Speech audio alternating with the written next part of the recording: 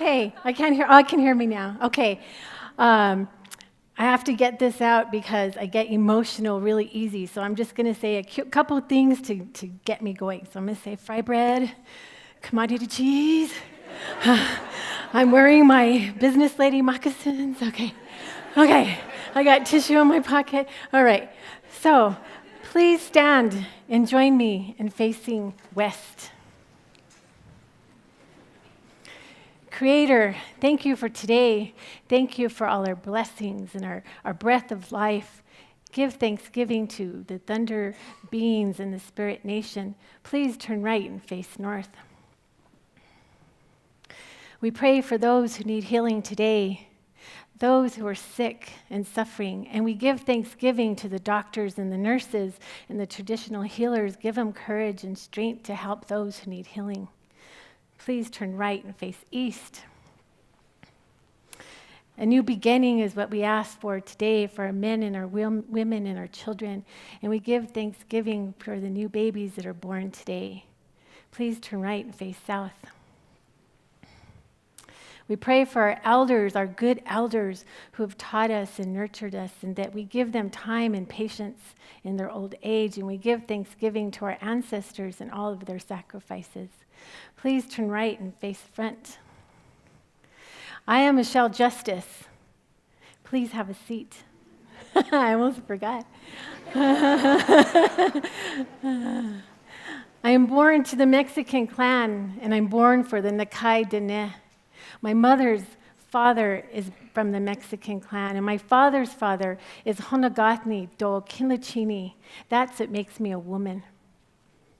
As a Navajo woman and a sun dancer, I've always been taught to start things in a good way, so thank you for joining me and honoring the 4 directions.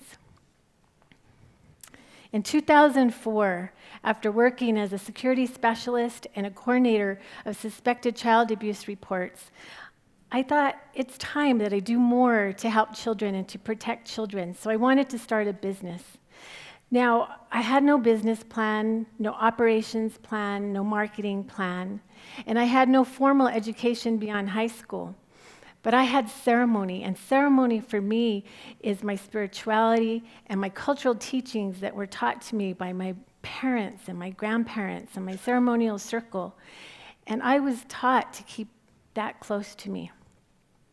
Ceremony can also be your religion and your beliefs and your dream, whatever it is that you hold close, that is ceremony. And for me, ceremony is my education. So once I made the decision to start a business, I took the advice of my auntie, and she said, go pray. Before you start anything, go pray. So I went to Sweat Lodge, and I sat on the Earth Mother, and I felt the beat of the drum, and I could smell the cedar and the sweetgrass and the sage. And I prayed, and I listened to the songs and the teachings and the internal thoughts that I had within me. And when I emerged into the cool night, I was ready. That was a Friday night. The following Monday, I received a call from the Hopi tribe. They had heard that I was offering child abuse prevention training, and they wanted to hire me. My little small business has grown into a corporation that provides training and technical assistance and background screening to communities throughout the United States. Hey, na, hey, yo, yo, way na, hey, yo, way na, hey, yo, hey, yo, hey, ya, hey.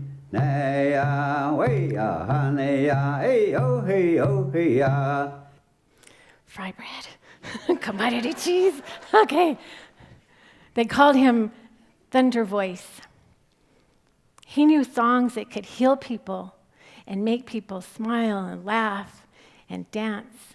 Songs he was taught by his elders. Thunder Voice was my grandpa. He knew so many things. Commodity cheese, fry bread. Okay. Okay. So he taught me so many things, and he was so good to people. "Hello, my beautiful people," is what he said to everyone when he greeted them.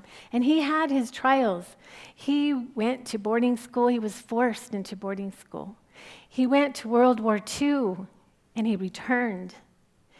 And he raised a family right here in the city when his heart was always in his homeland in Arizona. This is his homeland. He was a silversmith by trade, and he always set up a vendor booth, and he demonstrated how he made his jewelry. And as a little girl, I watched him as he laughed and he smiled and he talked with the people. And even though they were purchasing his jewelry, they knew they were taking home a gift. He got me my first job, and he also taught me the meaning of success. Now, he didn't call it success, no. He called it walking in beauty. So walking in beauty became my marketing plan.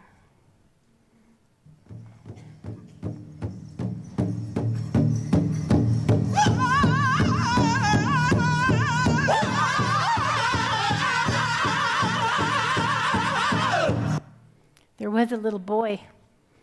Instead of sandwich, he said swangwish. You see, English was not the first language of his mother nor his father. So he fought to learn how to read, and he fought those who would call him a redskin. And as he grew into a young man, he joined others, and they fought the laws that said it was illegal for him to practice his ceremonies. This is a battle that they won. He fought addiction, a battle that he won. Now, through all this fighting, he taught his children the ways of a gentle warrior by teaching them about the Red Road and the powwow and the Sundance and the Sweat Lodge. This little boy grew up to be my dad. Now, he told us, our ancestors are warriors. They fought to protect their language and their songs and their culture and who they are as people. A warrior protects his or her people. He tells me, if you know something that can protect the people, you have to have the courage to teach the people. Give everything you know to the people. So being a gentle warrior became my business plan.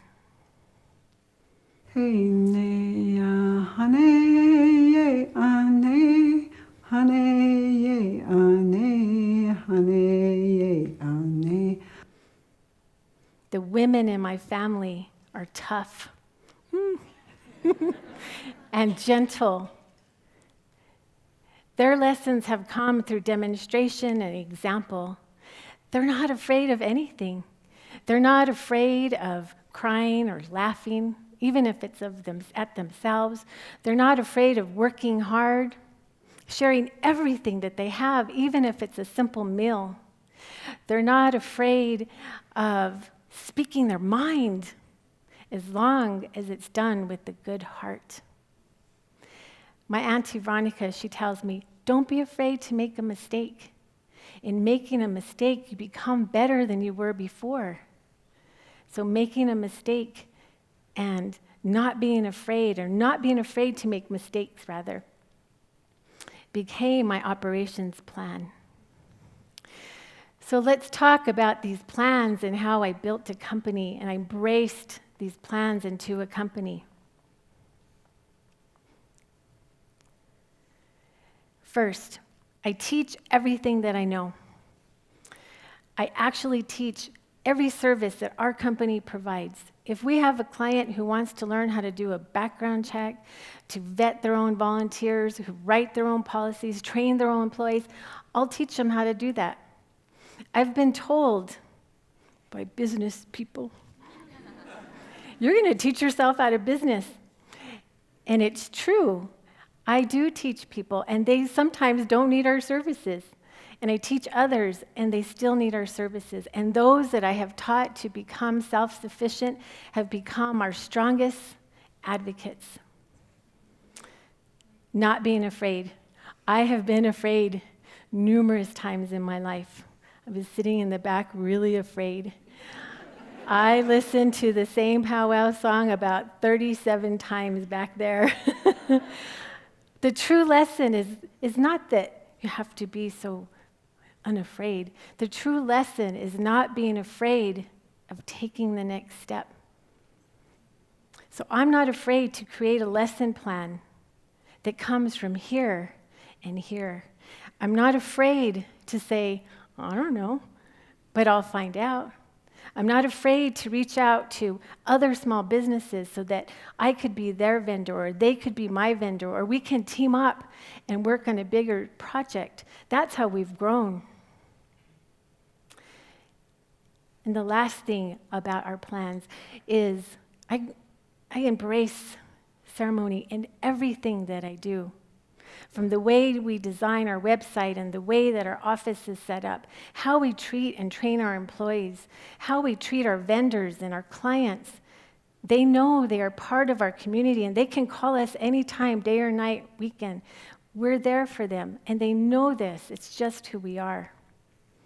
So from the very beginning, when I received that first phone call from the Hopi tribe, I wasn't afraid. I knew I had ceremony surrounding me. And I knew that I would jump in my car and drive to Kees Canyon and I would teach the people everything I knew. And I continue to be a gentle warrior and I continue to walk in beauty. So my people, my beautiful people, be a gentle warrior. Don't be afraid to take the next step and carry your ceremony. Carry your teachings as you walk in beauty. I'll go now.